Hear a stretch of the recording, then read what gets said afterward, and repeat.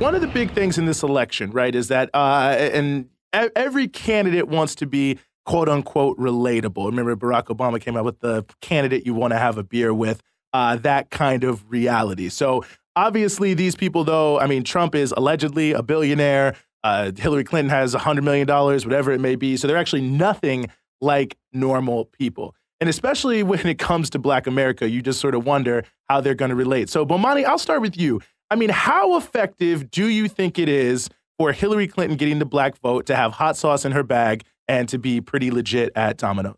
I don't know about the Domino's thing. I've heard that she has hot sauce in her bag, and that was something she did before she became famous Hillary Clinton, and I will give her that. Okay. I mean, you know, I'll try to give it that. You don't sell as much hot sauce as these companies do if only Black people were buying it. True. I hadn't heard the Domino's statement, but relating to either of them is impossible. I don't know what recent presidential nominee has been relatable to the average American. I think they have to show us that they relate to the issues, because I think, and if I remember that was Bush's big selling point.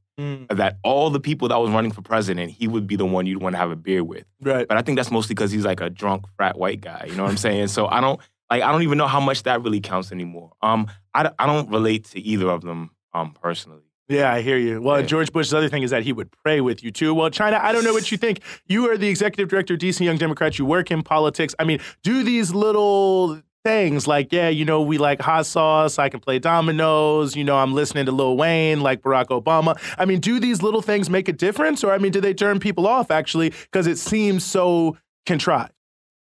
I agree with Bomani in that it's more important for them to show that they can relate to another group's issues, but not like that we can hang out. And it's actually, I think, offensive, condescending, patronizing, and all of the other synonyms that describe you giving a description of your personal self that you think I would be inclined to want to like hang out with you in the club, like, because that doesn't matter. I think what matters most, for example, when I talk about Hillary, I don't talk about her being Secretary of State or Senator or the First Lady, because her issue with millennials, those descriptions of her, that part of her experience, that what women, millennials would not be able to relate to that. So you talk more about like the Children's Defense Fund stuff, how she was a defense attorney. You know, you talk more about those things people actually could aspire to and then achieve. And so, yeah, I agree with Bomani that it should be more about the issues. We have children, CHIP, that makes sense. That's children's insurance. People have children, need insurance for their children. So those are the things that they should be talking about. I don't think they are. And so their decision to talk about hot sauce and not children's insurance is actually counterproductive. Well, Sean, I'll ask what you think here. I mean, I guess the other wrinkle, though, is to some degree, it seems like people do kind of like that. It does feel like, I don't know. I mean, you see people going to the fish fries and all of that, and it seems as if, you know, Mike Pence getting that haircut in Indianapolis with the black barber. It seems to some degree that maybe there is a desire for people to have these benchmarks. But go ahead.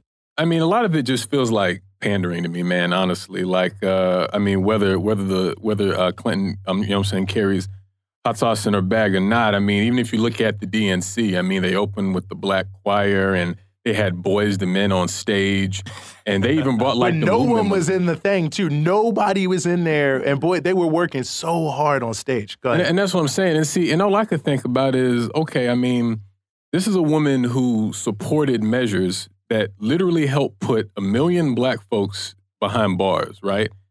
And as Secretary of State, instigated campaigns to bomb brown folks in the Middle East and other places, and if elected president, will escalate that bombing.